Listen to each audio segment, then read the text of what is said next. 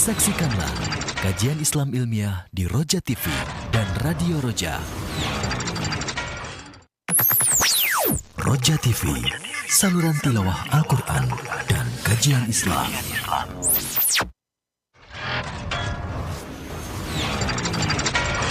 Roja TV. Assalamualaikum warahmatullahi wabarakatuh. Alhamdulillahirrabbilalamin. Wassalatu wassalam ala rasulillah amma ba'd.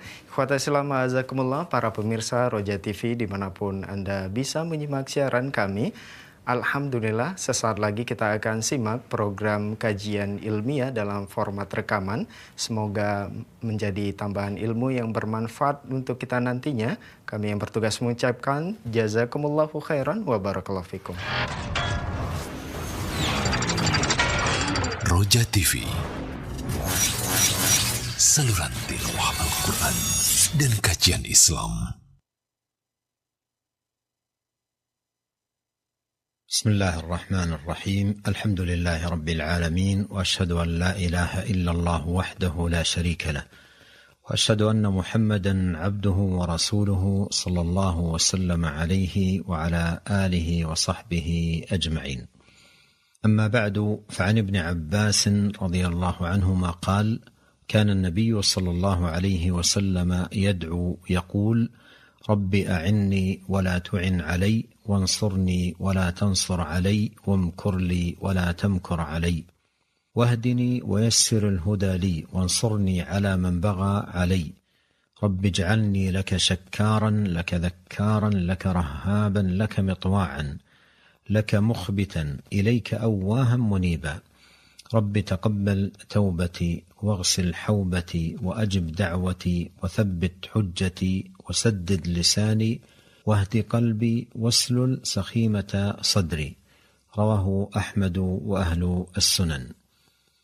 في هذا الحديث أن هداية القلوب منة إلهية وعطية ربانية، يهدي من يشاء إلى صراط مستقيم فضلا منه ومنا، كما قال الله تعالى: ولكن الله حبب إليكم الإيمان وزينه في قلوبكم وكره إليكم الكفر والفسوق والعصيان أولئك هم الراشدون فضلا من الله ونعمة والله عليم حكيم.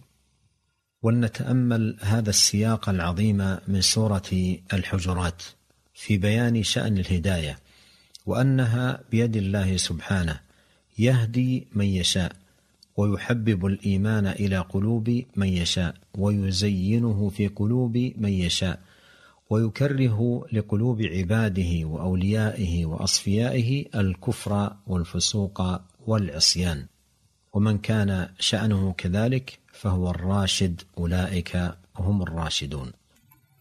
Segala puji bagi Allah, salawat dan salam semoga senantiasa tercurahkan kepada Nabi kita Muhammad sallallahu alaihi wasallam, juga kepada seluruh keluarga dan para sahabatnya.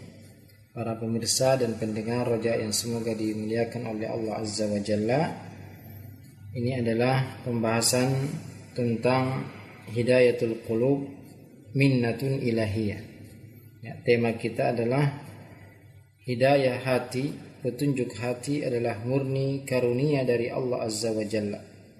Diriwayatkan dari sahabat Ibnu Abbas radhiyallahu anhuma, beliau berkata, Nabi sallallahu alaihi wasallam biasa berdoa dengan doa, Rabbi a'inni wa la tu'in alayya, wansurni wa la tansur alayya, wamkurli wa la tamkur alayya. Wahai Tuhanku, tolonglah aku dan jangan tolong atasku, jangan tolong musuhku untuk mengalahkanku. Wansurni wala tansur alayya, bantulah aku dan jangan bantu musuhku untuk mengalahkanku. Wamkurli wala tamkur alayya, bantulah aku, kuasakanlah, berikanlah aku kekuasaan dan jangan kuasakan musuhku atasku. Wahdini wa yassiril huda li, mudahkanlah, berikanlah aku petunjuk dan mudahkanlah aku untuk mendapatkan petunjuk. Wansurni ala man bagha alayya, tolonglah, bantulah aku atas orang-orang yang mendolimiku, melampaui batas terhadapku. Rabbi ja'alni laka syakkara laka dhakkara. Ya Allah, jadikanlah aku hamba yang banyak bersyukur, banyak berzikir, laka rahaba, senantiasa takut kepadamu, laka mitwa'a, senantiasa taat kepadamu, laka mukhbita, senantiasa kembali kepadamu, ilaika awwaha muniba, jadikanlah aku hamba yang banyak bertaubat. Rabbi taqabbal taubati, wahai Tuhanku, terimalah taubatku.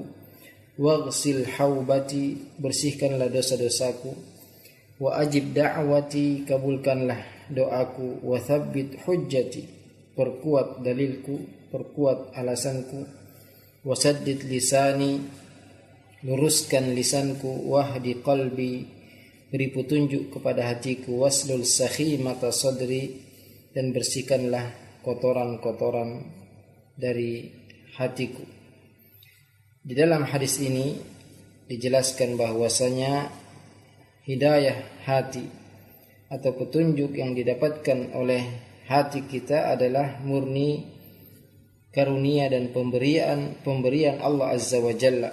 Allah yang memberi petunjuk kepada siapa yang Ia kehendaki kepada jalan yang lurus. Allah Ta'ala berfirman, walakinnallaha habbaba ilaikumul imana wa zayyanahu fi qulubikum, akan tapi Allah yang membuat kalian cinta kepada keimanan. Dialah yang menghiasi keimanan tersebut di hati-hati kalian. Wa karraha ilaikumul kufra wal fusuqa wal isyan, dan dialah yang menjadikan kalian membenci kekufuran, kefasikan dan kemaksiatan. Ulaika humur rasyidun, mereka itulah orang-orang yang mendapatkan petunjuk. Fadlan minallahi wa ni'mah, karunia dan nikmat dari Allah. Wallahu alimun hakim, dan Allah Maha mengetahui lagi Maha bijaksana. Mari kita perhatikan ayat-ayat dari surat Al-Hujurat tadi yang menjelaskan tentang perkara hidayah, perkara petunjuk, dan bahwasanya hidayah itu di tangan Allah Azza wa Jalla. Dialah yang beri petunjuk kepada siapa yang Dia kehendaki. Dialah yang menjadikan seorang cinta kepada keimanan. Dialah Allah yang menghiasi keimanan di hati-hati manusia. Allah yang menjadikan seorang benci kepada kekufuran. Allah yang menjadikan orang-orang beriman, orang-orang yang Dia pilih, benci kepada kekufuran, kefasikan dan kemaksiatan. Dan barang siapa yang mendapatkan karunia ini, yaitu cinta kepada keimanan dan benci kepada kekufuran, kefasikan dan kemaksiatan, mereka itulah atau dialah orang yang mendapat petunjuk, sebagaimana firman Allah, ulaika humur rasyidun, mereka itulah orang-orang yang mendapat petunjuk. Qala Ibnu Qayyim rahimahullah, فتحبيبه سبحانه الإيمان إلى عباده المؤمنين هو إلقاء محبته في قلوبهم، وهذا لا يقدر عليه سواه. وأما تحبيب العبد الشيء إلى غيره فإنما هو بتزيينه وذكر أوصافه وما يدعو إلى محبته. فأخبر سبحانه أنه جعل في قلوب عباده المؤمنين الأمرين، حبه وحسنه الداعي إلى حبه، وألقى في قلوبهم كراهة ضده من الكفر والفسوق والعصيان، وأن ذلك محض فضله ومنته عليهم، حيث لم يكلهم إلى أنفسهم، بل تولى هو سبحانه هذا التحبيب والتزيين وتكريه ضده، فجاد عليهم به فضلا منه ونعمة. والله عليم بمواقع فضله ومن يصلح له ومن لا يصلح، حكيم بجعله في مواضعه. Berkata Ibnu Qayyim rahimahullahu ta'ala, fatahbibuhu subhanahu al-iman ila ibadihi al-mu'minin huwa ilqa'u mahabbatihi fi qulubihim. Allah subhanahu wa ta'ala yang menjadikan hamba-hambanya yang beriman cinta kepada keimanan, maksudnya adalah dialah yang melimpahkan kecintaan tersebut ke hati-hati mereka, dan tidak ada yang mampu melakukan hal ini selain Allah Azza wa Jalla. Wa amma tahbibul 'abdi syai'a ila ghairihi fa innama huwa bitazyinihi.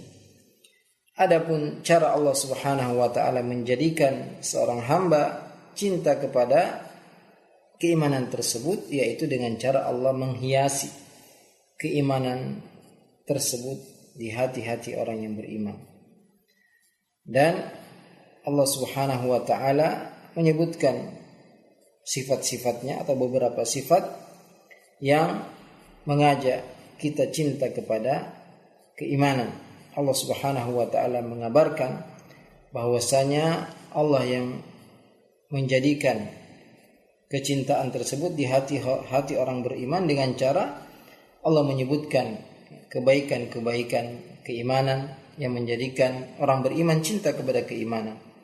Dan Allah juga yang menjadikan orang-orang beriman benci kepada kebalikan dari keimanan, yaitu kekufuran, kefasikan dan kemaksiatan. Dan itu semua adalah murni karunia dan nikmat dari Allah Azza wa Jalla. Karena Allah tidak membiarkan mereka melakukan itu sendirian, tapi Allah sendiri yang menjadikan, yang menghiasi kecintaan kepada keimanan di hati-hati orang beriman. Juga sebaliknya, Allah yang menjadikan orang-orang yang beriman benci kepada kekufuran. Dan ini semua adalah murni karunia Allah Azza wa Jalla, dan Allah lebih tahu di mana Allah menempatkan karunia-Nya dan siapa yang berhak menerima karunia tersebut, dan juga siapa yang tidak berhak menerimanya, karena Allah Subhanahu wa taala Maha bijaksana. Allah yang lebih mengetahui siapa yang lebih berhak untuk mendapatkan nikmat dan petunjuk darinya. إن المعرفة بأن هذه الهداية للقلوب هبة من الله سبحانه وعطية منه جل وعلا ومنه تولد في العبد أنواعا من الأعمال التي تستوجبها هذه المعرفة. وأول ذلك حمد الله جل في علاه وشكره على نعمائه، والاعتراف بأن الفضل فضله جل وعلا. وقالوا الحمد لله الذي هدانا لهذا وما كنا لنهتدي لولا أن هدانا الله. وكان نبينا عليه الصلاة والسلام يوم الأحزاب يحمل التراب مع أصحابه رضي الله عنهم أجمعين ويقول والله لولا الله ما اهتدينا ولا صمنا ولا صلينا، فالفضل فضله والمن منه جل في علاه. قال ابن القيم رحمه الله: ومن فوائده أنه يضيف الحمد إلى وليه ومستحقه، فلا يشهد لنفسه حمدا بل يشهده كله لله، كما يشهد النعمة كلها منه والفضل كله له والخير كله في يده. وهذا من تمام التوحيد، فلا يستقر قدمه في مقام التوحيد إلا بعلم ذلك وشهوده، فإذا علمه ورسخ فيه صار له مشهدا، وإذا صار لقلبه مشهدا أثمر له من المحبة والأنس بالله والشوق إلى لقائه والتنعم بذكره وطاعته ما لا نسبة بينه وبين أعلى نعيم الدنيا البتة.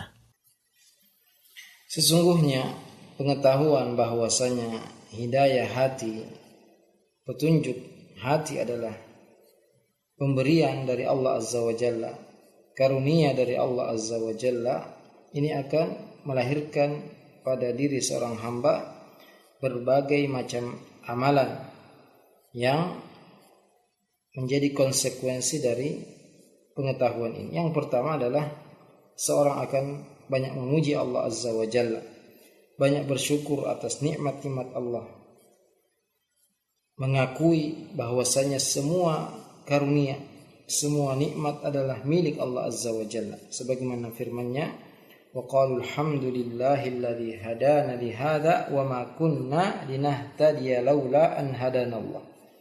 Mereka mengatakan segala puji bagi Allah yang memberi kita petunjuk kepada hal ini, dan kita tidak akan mendapatkan petunjuk kecuali jika Allah memberikan petunjuk kepada kita. Juga Nabi kita alaihi salatu wassalam ketika perang Khandaq, beliau memikul tanah bersama para sahabatnya radhiyallahu anhum ajma'in, dan beliau mengatakan, wallahi laulallahu mahtadaina, demi Allah, kalau bukan karena Allah kita tidak akan mendapatkan petunjuk. Wala sumna wala sallaina, kalau bukan karena Allah kita tidak mungkin berpuasa dan juga tidak salat.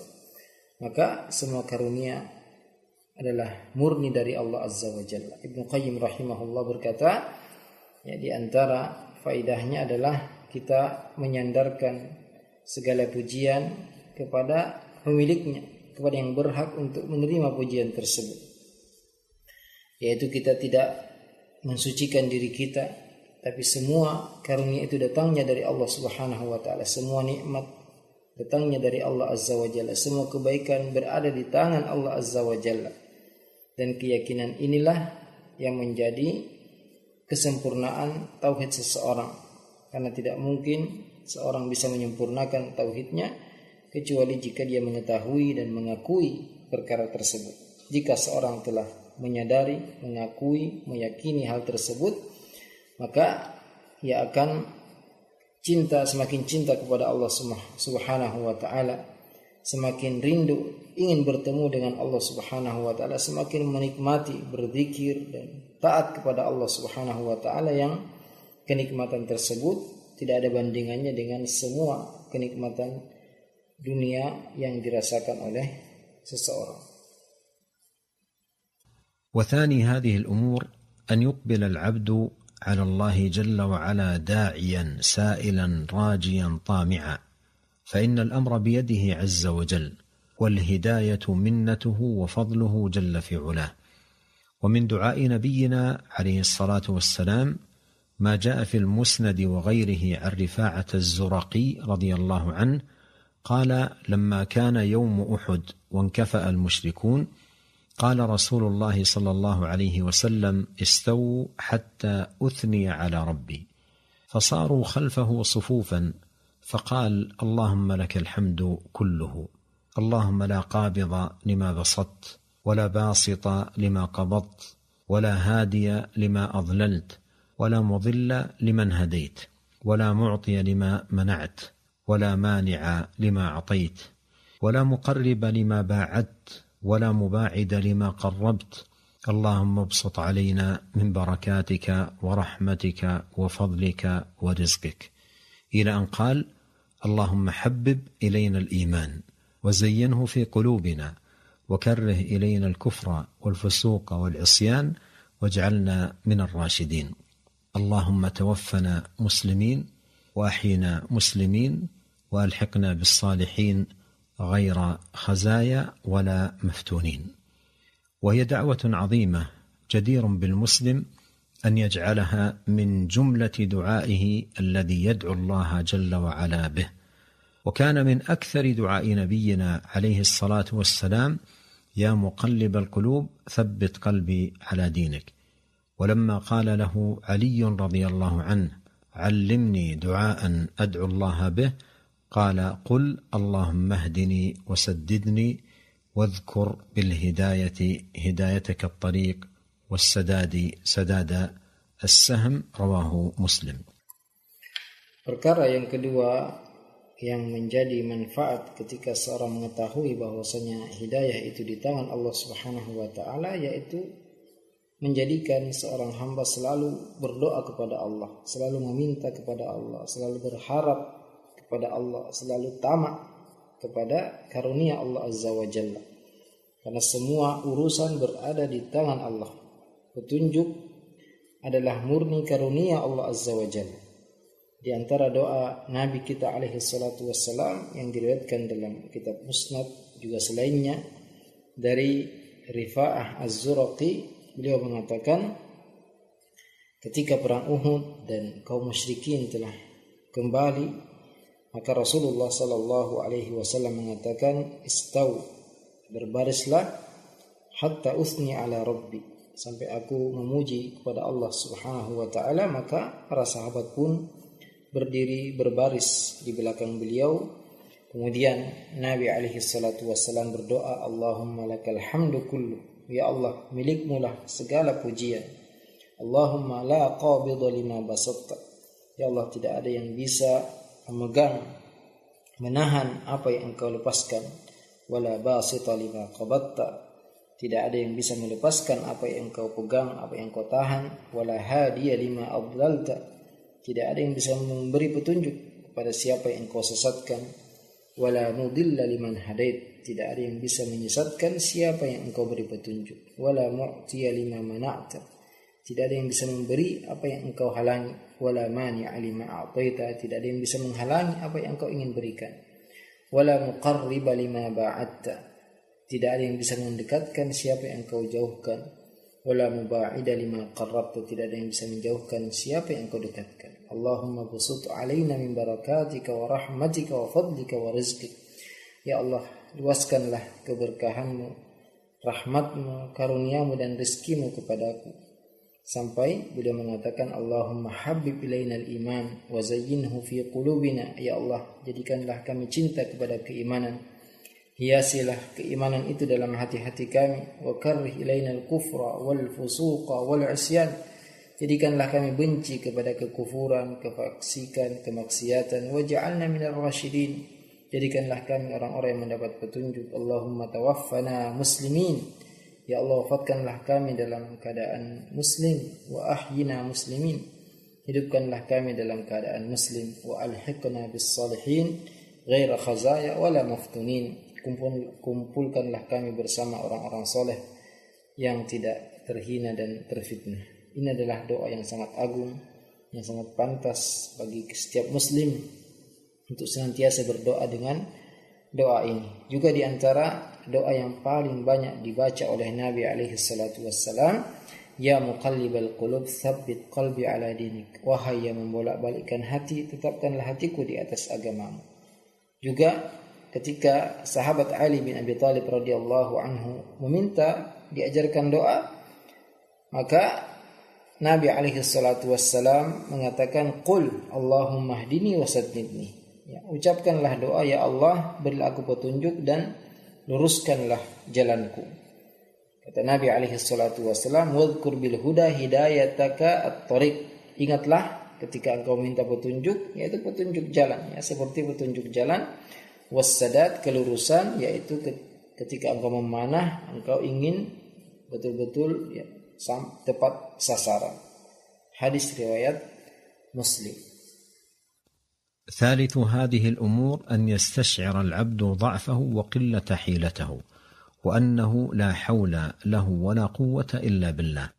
جاء عن التابعي الجليل مطرف بن عبد الله بن الشخير رحمه الله قال: لو أخرج قلبي فجعل في يدي هذه اليسار وجيء بالخير كله وجعل في يدي اليمين لم أستطع أن أجعل شيئا من الخير في قلبي إلا أن يكون الله هو الذي يضعه سبحانه. رواه أبو نعيم في الحلية.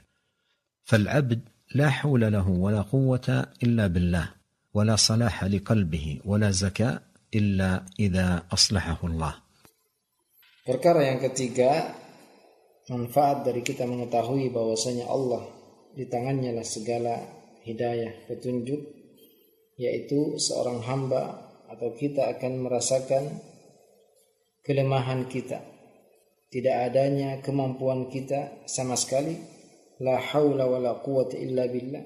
Tidak ada kemampuan untuk berbuat ketaatan dan tidak ada kemampuan untuk menghindar dari maksiat kecuali atas pertolongan Allah Azza wa Jalla. Diriwayatkan dari seorang tabi'in yang mulia, yaitu yang bernama Mutarrif bin Abdullah bin Syikhir rahimahullah. Beliau mengatakan, "Lau ukhrija qalbi faju'ila fi yadi hadhihi al-yasar." Seandainya hatiku dikeluarkan dan dijadikan hati tersebut di tangan kiriku, waji'a bil khairi kullihi waju'ila fi yadi al-yamin. Dan didatangkan semua kebaikan dan diletakkan di tangan kananku, lam astati an aj'ala syai'an min al-khairi fi qalbi. Ya, seandainya hatiku di tangan kiriku, semua kebaikan di tangan kananku, aku tidak akan mampu untuk meletakkan kebaikan tersebut di dalam hatiku kecuali jika Allah Subhanahu wa taala yang meletakkannya. Maka seorang hamba tidak ada kemampuan, tidak punya kemampuan sama sekali, tidak ada kekuatan, tidak ada apa-apa yang ia bisa lakukan kecuali atas pertolongan Allah Azza wa Jalla. Tidak mungkin seorang bisa membersihkan hatinya, mensucikan hatinya, kecuali jika Allah Subhanahu wa taala yang mensucikannya. ورابع هذه الأمور أن هذا الاستشعار لهذه المنة والعطية يبعد عن العبد عجبه وغروره بنفسه، لأن الإنسان ربما أصابه عجب بعمله من صيام أو صلاة أو صدقة أو طلب للعلم أو غير ذلك، فإذا استحضر هذه المنة كان ذلك أعظم طارد للعجب ومبعد له عن النفس، لأن العبد يستشعر أن هذه الهداية بتفاصيلها وجميع جوانبها إنما هي محض منة الله عليه وفضله جل في علاه. قال ابن القيم رحمه الله: فالمنة لله وحده في أن جعل عبده قائما بطاعته، وكان هذا من أعظم نعمه عليه. قال تعالى: وما بكم من نعمة فمن الله. وقال تعالى: ولكن الله حبب إليكم الإيمان وزينه في قلوبكم وكره إليكم الكفر والفسوق والعصيان أولئك هم الراشدون. وهذا المشهد من أعظم المشاهد وأنفعها للعبد، وكلما كان العبد أعظم توحيدا كان حظه من هذا المشهد أتم. وفيه من الفوائد أنه يحول بين القلب وبين العجب بالعمل ورؤيته، فإنه إذا شهد أن الله سبحانه هو المان به الموفق له الهادي إليه شغله شهود ذلك عن رؤيته والإعجاب به، وأن يصول به على الناس فيرفع من قلبه فلا يعجب به، ومن لسانه فلا يمن به ولا يتكثر به، وهذا شأن العمل المرفوع. ولهذا فإن دواء العجب كما في القرآن أن تقول ما شاء الله لا قوة إلا بالله، وأن العبد ينبغي له إذا أعجبه شيء من ماله أو ولده أو عمله أن يضيف النعمة إلى موليها ومسديها. قال الله تعالى: ولولا إذ دخلت جنتك قلت ما شاء الله لا قوة إلا بالله إن ترني أنا أقل منك مالا وولدا، فتذكر نعمة الله عليك وأن الأمور كلها بمشيئته، وأنه لا قوة لك إلا بالله سبحانه وتعالى، وأن الفضل بيده يؤتيه من يشاء والله ذو الفضل العظيم، وأنه سبحانه وتعالى المعطي المانع الرافع الخافض القابض الباسط، والأمر كله بتدبيره ومنه وفضله جل وعلا. Yang keempat, manfaat dari kita mengetahui bahwasannya segala atau petunjuk itu datangnya dari Allah, murni karunia Allah, yaitu hal ini akan menjauhkan kita dari ujub, membanggakan atau bangga kepada diri sendiri. Karena seorang manusia bisa jadi terkena penyakit ujub ya, karena amalan yang dia lakukan, karena puasa, karena sholat, karena sedekah, karena menuntut ilmu atau ibadah-ibadah yang lain. Maka apabila seorang menghadirkan keyakinan ini bahwasanya semua yang dia lakukan adalah murni petunjuk taufik dari Allah Subhanahu wa taala, maka ini tentu akan mengusir rasa ujub tersebut, akan menjauhkan dari kesombongan. Dan seorang hamba ketika menyadari bahwasanya semua yang ia lakukan dari kebaikan adalah murni karunia Allah Subhanahu wa taala, maka dia tidak mungkin akan merasa ujub, merasa bangga dengan apa yang ia lakukan. Berkata Ibnu Qayyim rahimahullah, "Fal minnatu lillahi wahdah." Milik Allah semua karunia. Allah yang menjadikan seorang hamba berdiri melakukan ketaatan, dan ini adalah nikmat yang paling besar yang Allah berikan kepadanya. Allah Ta'ala berfirman, "Wa ma bikum min ni'matin faminallah." Nikmat apa saja yang ada pada kalian adalah datangnya dari Allah. Juga Allah berfirman, "Walakinnallaha habbaba ilaikumul iman wa zayyanahu fi qulubikum, akan tapi Allah yang menjadikan kalian cinta kepada keimanan, dialah yang menghiasi keimanan tersebut di hati-hati kalian. Wa karaha ilaikumul kufra wal fusuq wal asyan, dialah yang menjadikan kalian benci kepada kekufuran, kefasikan, kemaksiatan. Ulaika humur rasyidun, mereka itulah orang-orang yang mendapat petunjuk. Kesadaran ini sangat bermanfaat bagi seorang hamba, karena semakin seorang kuat tauhidnya, maka ia akan semakin menyadari perkara ini. Dan di antara manfaatnya yaitu, ya, kata Ibnu Qayyim rahimahullah, menghalangi hati dari perasaan ujub, bangga dengan amalan yang dilakukan. Karena ketika seorang menyadari bahwasanya Allah Subhanahu wa taala lah yang memberikan petunjuk, yang memberikan taufik, maka dia tidak mungkin akan merasa ujub, merasa bangga dengan dirinya. Dan inilah yang mengangkat perasaan ujub itu dari hati seseorang. Juga lisannya tidak akan berbicara atau membanggakan diri, karena inilah, ya, ciri-ciri amal yang diterima. Maka oleh karena itu, obat dari penyakit ujub sebagaimana dalam Al-Quran, yaitu seorang selalu mengatakan Masya Allah la quwata illa billah. Apa yang Allah kehendaki, tidak ada kekuatan kecuali atas pertolongan Allah. Dan seorang hamba seyogianya, setiap ia merasa bangga dengan hartanya, merasa bangga dengan anaknya, merasa bangga dengan amalannya, ya nisbatkan, sandarkan nikmat tersebut kepada yang memberikan nikmat itu. Allah Ta'ala berfirman, walaula id dakhalta jannataka qulta masya Allah. Kenapa? Ya, ketika engkau memasuki kebunmu, engkau tidak mengatakan Masya Allah la quwata illa billah, sungguh atas kehendak Allah semua ini terwujud, tidak ada kekuatan kecuali dengan pertolongan Allah. In tarani ana aqalla minka wa ma'ala wa walada, meskipun engkau anggap harta dan keturunanku lebih sedikit daripadamu. Maka ingatlah nikmat Allah kepadamu, dan bahwasanya semua perkara itu atas kehendak Allah Subhanahu wa taala. Tidak ada daya dan upaya kecuali atas pertolongan Allah Azza wa Jalla. Semua kebaikan, semua karunia berada di tangan Allah Subhanahu wa taala. Allah berikan kepada siapa yang Allah kehendaki dari hambanya, dan Allah maha luas karunianya.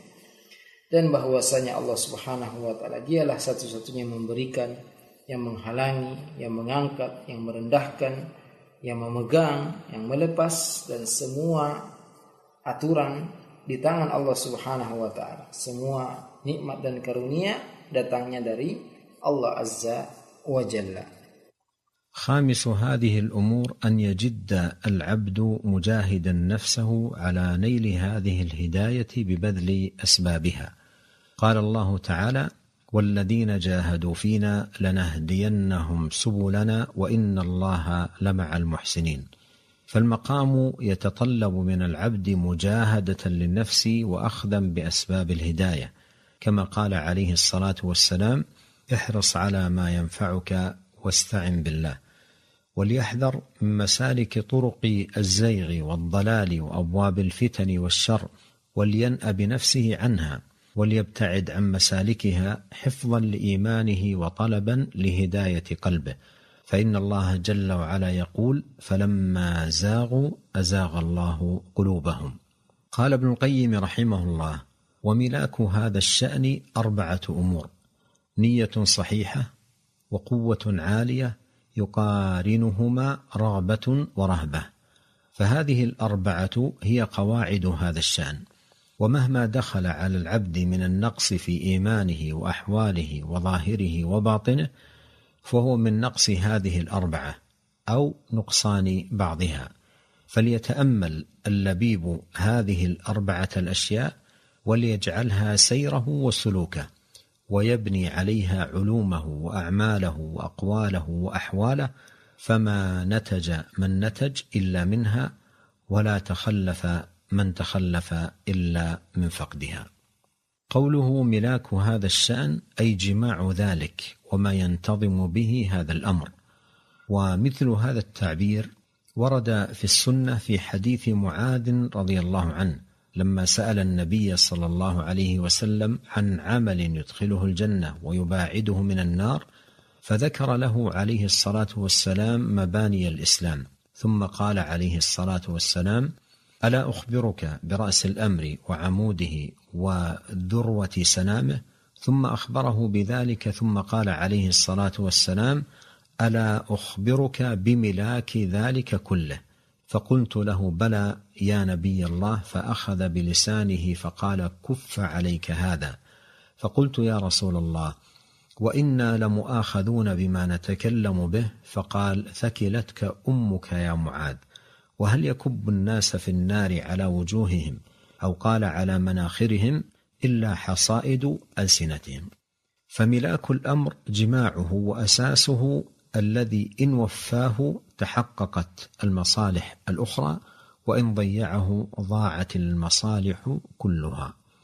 فلا يجتمع للمرء أمره ولا تنتظم مصالحه إلا إذا اجتمعت له هذه الأمور الأربعة، فهي محركات وأسس ودعائم، إن وجدت أتى ما بعدها تبعا لها، وإن لم توجد ضاعت على الإنسان مصالحه وانفرط عليه أمره، وكلها تتعلق بالقلب.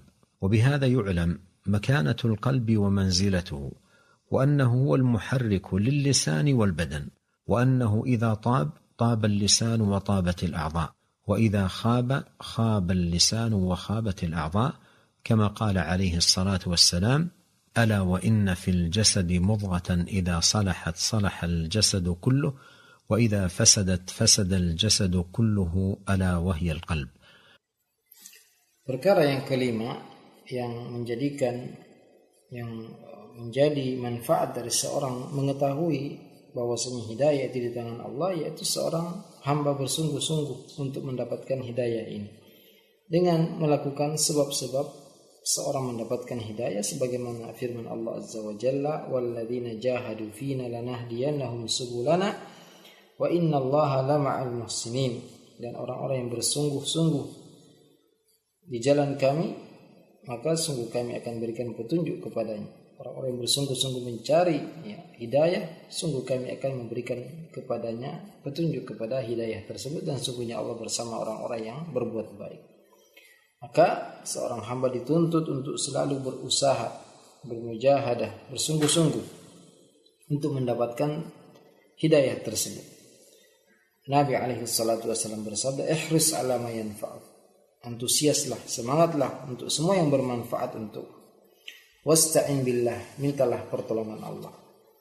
Wal yahdhar, dan juga seorang harus waspada dari jalan-jalan kesesatan, jalan-jalan yang menyimpang, pintu-pintu fitnah, pintu-pintu keburukan. Ia harus menjauhkan dirinya dari semua perkara tersebut, semua jalan-jalan kerusakan, jalan-jalan yang menyimpang, jalan-jalan yang menyesatkan, agar ia bisa menjaga keimanannya dan bisa mendapatkan petunjuk dari Allah Azza wa Jalla. Karena Allah Azza wa Jalla berfirman: "Falamma zaghu azaghallahu qulubahum." Ketika mereka melenceng, maka Allah melencengkan hati-hati mereka. Ibnu Qayyim rahimahullah mengatakan, dan inti dari semua ini ada 4 perkara. Yang pertama, niat yang benar. Kemudian kekuatan yang tinggi yang dibarengi dengan raghbatun wa rahbah, itu keinginan kuat, kecintaan, dan rasa takut. Karena 4 perkara ini adalah kaidah dalam atau pondasi dan tiang dari perkara ini. Dan ketika seorang berkurang keimanannya, berkurang ibadahnya, itu disebabkan karena kurangnya 4 perkara ini, atau kurangnya sebagian dari 4 perkara ini. Maka setiap orang yang berakal, orang yang cerdas, harus memperhatikan 4 perkara ini dan menjadikannya metode dalam meniti jalan kepada Allah Azza wa Jalla. Dia bangun ilmunya, amalannya, ucapannya, dan segala gerak-geriknya dari kebaikan 4 perkara ini. Dan jangan sampai dia melupakan salah satu darinya sehingga dia akan tersesat. Yang dimaksud dengan perkataan beliau wa milaku hadza sya'n, inti dari perkara ini Itu sama dengan sabda Nabi alaihi salatu wasallam dalam hadis Mu'adz radhiyallahu anhu ketika ia bertanya kepada Nabi sallallahu alaihi wasallam tentang amalan yang memasukkan ke dalam surga dan menjauhkan dari neraka. Maka Nabi alaihi salatu wasallam menyebutkan kepadanya rukun-rukun Islam. Kemudian beliau mengatakan, ala ukhbiruka bi ra'sil amri wa amudihi wa dhurwatu sanamihi. Maukah aku beritahukan kepadamu perkara yang paling tinggi, tiangnya, dan amalan yang paling mulia. Kemudian Nabi mengabarkan perkara tersebut. Kemudian beliau mengatakan, ala ukhbiruka bimilaki dzalika kullihi. Maukah aku beritahukan inti dari semuanya? Maka apa kata Mu'adz radhiyallahu anhu? Bala ya Rasulullah, bala ya Nabi Allah, tentu wahai Nabi Allah. Maka Nabi memegang lidahnya dan mengatakan, kuffa alaika hada. Jaga ini, jaga lidah ini, jaga lisan ini. Maka sahabat Mu'adz mengatakan, ya Rasulullah, wa inna la mu'akhadzuna bima natakallamu bih. Wahai Rasulullah, apakah kita juga dihukum ya karena ucapan yang kita ucapkan? Apa kata Nabi? Thakilat ka ummuka ya Mu'adz. Ya, engkau atau ibumu kehilanganmu wahai Mu'adz. Wa hal yakubbun nasa fi nari ala wujuhihim aw qala ala manakhirihim illa hasaidu alsinatihim. Bukankah seorang dijungkirkan ke dalam neraka melainkan disebabkan karena ucapan yang mereka ucapkan? Maka perkataan ya Ibnu Qayyim rahimahullah, familakul amr, inti dari segala perkara ini yaitu jika dia memenuhi semua syaratnya maka dia akan mendapatkan semua kebaikan. Karena tidak mungkin terkumpul kebaikan pada diri seorang kecuali jika empat perkara ini ada pada dirinya. Karena empat perkara ini adalah muharrikat, yaitu mesin yang bisa menggerakkan, inti, pondasi, tiang-tiang yang apabila ada maka setelahnya pun akan datang, dan jika tidak didapatkan maka yang lain pun akan hilang. Dan semua empat perkara ini terkait dengan hati.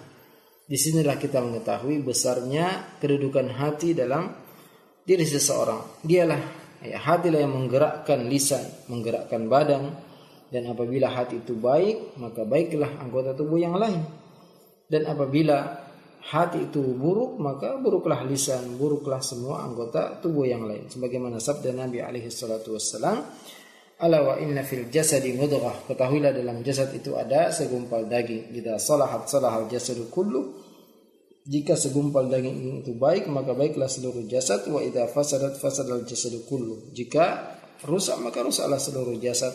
Ala wa hiyal qalbu, ketahuilah ialah hati. وأول هذه الأمور الأربعة النية الصحيحة، والنية بين العبد وبين الله. وفي الحديث قال عليه الصلاة والسلام إنما الأعمال بالنيات وإنما لكل امرئ ما نوى.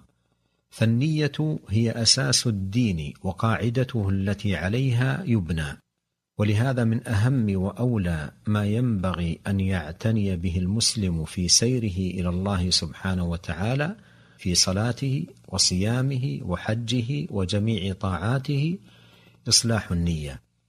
والأعمال ليست معتبرة إلا إذا قامت على النية الصالحة، بأن يقصد العبد بعمله وجه الله وطلب مرضاته، لا غرض له في أعماله وقرباته وطاعاته إلا نيل رضا الله سبحانه، يريد ثواب الله وأجره ورحمته وفضله والنجاة من عقابه وسخطه. وقد قال الله تعالى ومن أراد الآخرة وسعى لها سعيها وهو مؤمن فأولئك كان سعيهم مشكورا.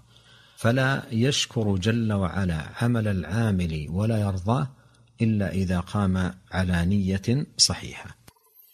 Perkara pertama dari empat perkara tersebut yaitu niat yang benar.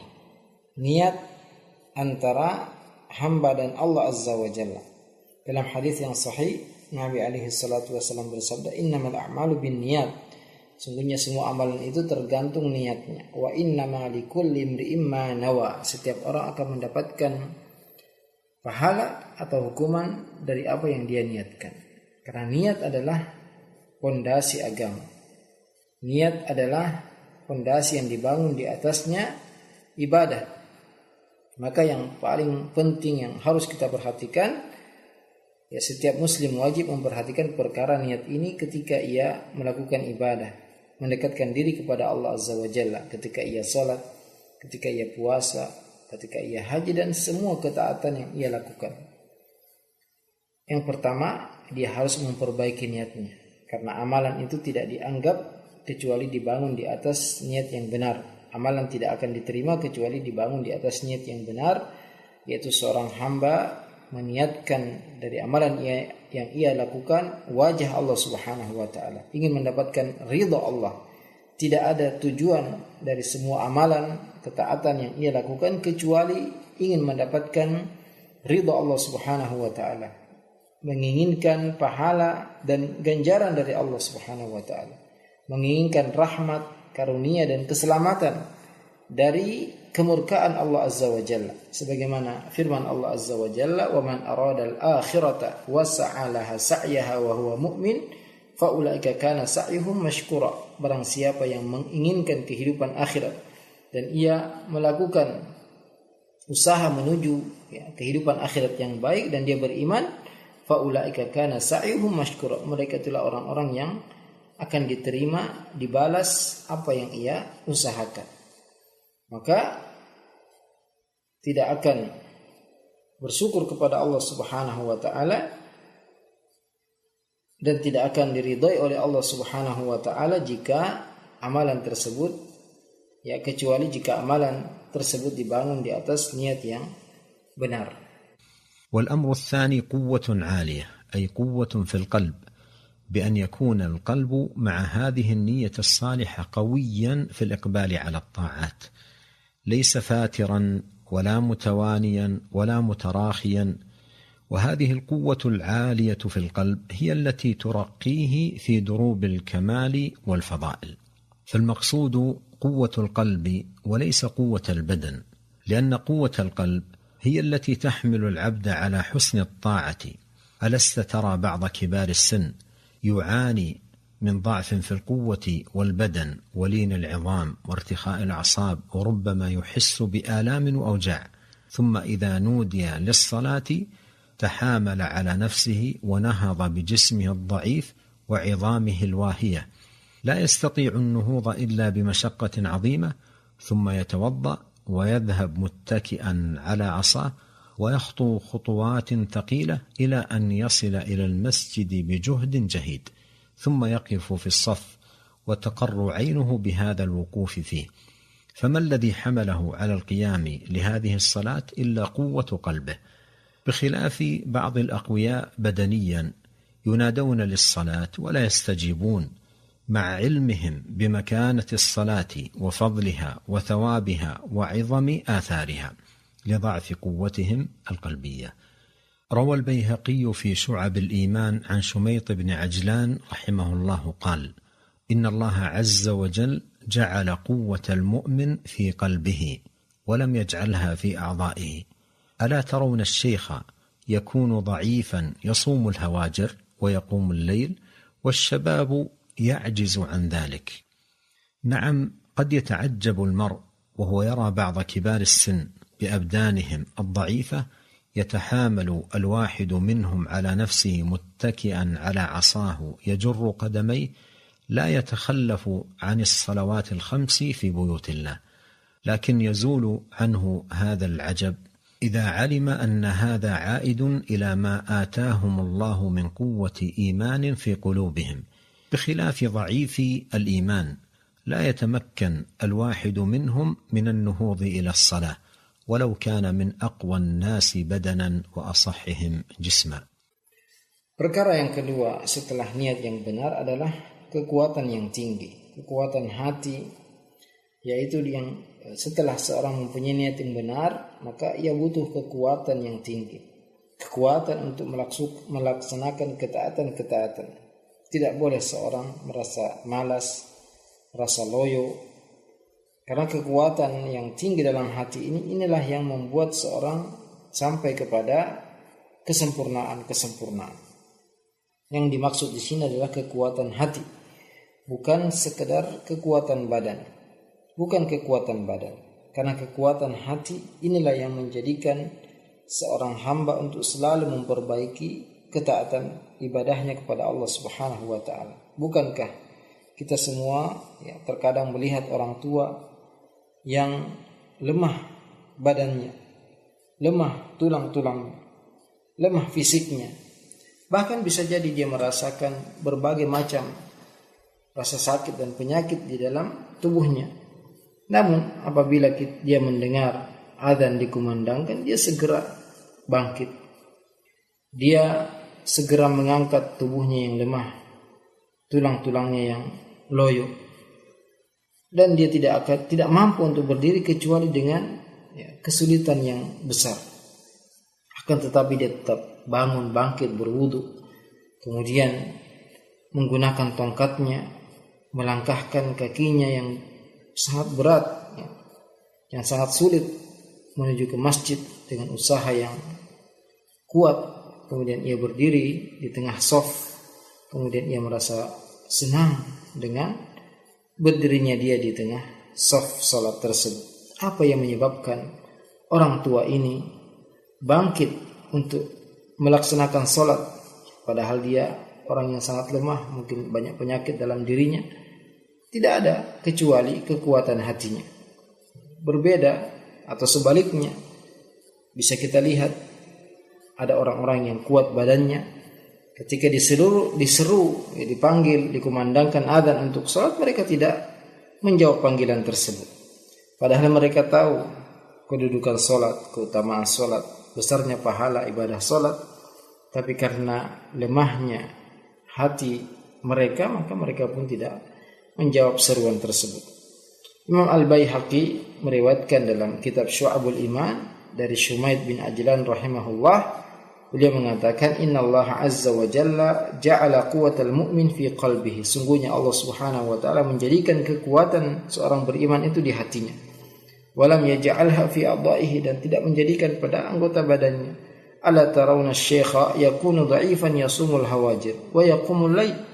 Tidakkah engkau melihat ada orang tua yang lemah tapi dia mampu untuk puasa di siang hari dan bangun di malam hari? Wasyababu ya'jizu an dzalik. Tapi banyak anak muda yang tidak mampu untuk melakukannya. Iya, terkadang kita heran ketika kita melihat orang-orang tua yang lemah fisiknya, lemah badannya, bahkan harus menggunakan tongkat, tapi ia tetap menyeret kedua kakinya dan tidak pernah ketinggalan salat berjamaah 5 waktu di masjid. Tapi keheranan ini akan hilang ketika kita mengetahui bahwasanya ini semua kembali kepada kekuatan iman yang ada dalam hati-hati mereka. Berbeda dengan orang yang lemah imannya, mereka tidak mampu untuk bangkit ke masjid untuk melaksanakan salat meskipun dia adalah orang yang paling kuat badannya dan paling sehat tubuhnya. والأمر الثالث والرابع الرغبة والرهبة، وهاتان الخصلتان وهما من صفات القلوب من أعظم المحركات التي تحرك العبد للإقبال على الفضائل والتخلي عن القبائح والرذائل. وكلما قويت في القلب الرغبة والرهبة قوي إقباله على الفضائل واجتنابه للرذائل. فإذا عظم رجاء العبد فيما عند الله سبحانه حركه هذا الرجاء العظيم إلى أن يقبل على الطاعات وأن يستكثر من الحسنات والأعمال المقربة إلى الله راجيا بتلك الأعمال ثواب الله. وإذا قوي في قلبه الخوف من الله ومن عقابه ومن ناره ومن سخطه سبحانه حجزه عن الرذائل ومنعه عن المحرمات خشية من الله سبحانه. فالرجاء قائد يقود العبد إلى الفضائل الصلاة وعموم الطاعات وأنواع القربات، والخوف سائق وزاجر. فإذا حدثت المرأة نفسه بارتكاب معصية جاء هذا الزاجر وردعه ومنعه وحال بينه وبين المعصية.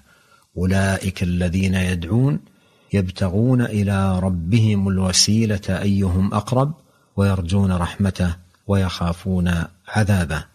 أسأل الله جل في علاه أن يحفظ قلوبنا أجمعين وأن يحبب إلينا الإيمان وأن يزينه في قلوبنا وأن يجعلنا هداة مهتدين وأن يجعلنا أجمعين من الراشدين منا منه وفضلا.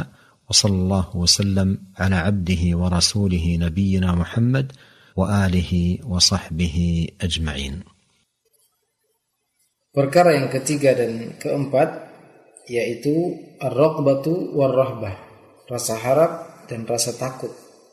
Dua perkara ini adalah termasuk sifat-sifat hati dan sebab terbesar terkuat yang bisa menggerakkan seorang hamba untuk melaksanakan ketaatan dan menjauhi segala keburukan.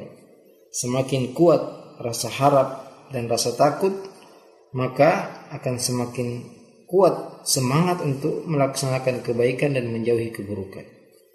Karena seorang apabila punya harapan yang besar, punya rasa harap yang besar, rasa keinginan yang besar untuk mendapatkan apa yang ada di sisi Allah Subhanahu wa taala, maka perasaan ini akan menjadikan ia semangat untuk melakukan ketaatan, semangat untuk memperbanyak kebaikan, bersemangat untuk melaksanakan perkara-perkara yang mendekatkan kepada Allah Azza wa Jalla karena mengharap pahala ganjaran dari amalan tersebut.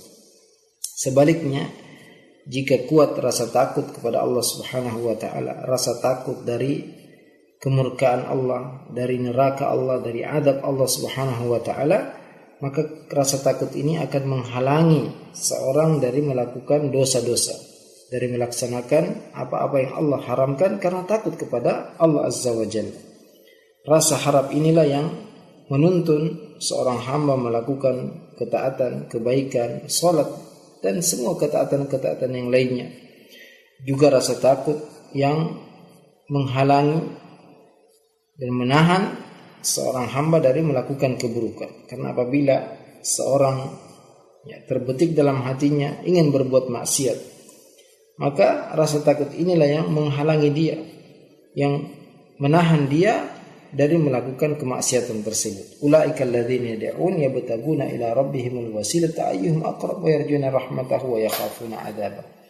Mereka yang diseru selain Allah juga berdoa kepada Allah, ingin mendekatkan diri kepada Allah dan mengharap rahmat dari Allah Azza wa Jalla serta takut dari adabnya. Semoga Allah Subhanahu wa taala senantiasa menjaga hati-hati kita semua. Semoga Allah Subhanahu wa taala menjadikan kita orang-orang yang cinta kepada keimanan. Kita memohon kepada Allah agar menghiasi keimanan tersebut dalam hati-hati kita, menjadikan kita semua orang yang memberi dan mendapatkan petunjuk, dan menjadikan kita semua adalah orang-orang yang mendapatkan petunjuk tersebut. Ya, kita semua berharap karunia dan rahmat Allah Subhanahu wa taala. Wa sallallahu wa sallam ala nabiyyina Muhammadin wa ala alihi wa sahbihi. Wassalamualaikum warahmatullahi wabarakatuh.